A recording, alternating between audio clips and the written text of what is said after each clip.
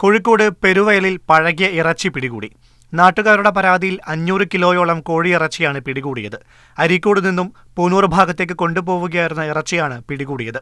സുരക്ഷാ മാനദണ്ഡങ്ങൾ പാലിക്കാതെ കൊണ്ടുപോവുകയായിരുന്ന പിക്കപ്പിൽ നിന്നും മലിനജലം പുറത്തേക്കൊഴുകിയതോടെയാണ് സംശയമുയർന്നത്. ഫുഡ് സേഫ്റ്റി വിഭാഗം മണിക്കൂറുകൾ കഴിഞ്ഞിട്ടും പരിശോധനയ്ക്കെത്താത്തത് പ്രതിഷേധത്തിനിടയാക്കി.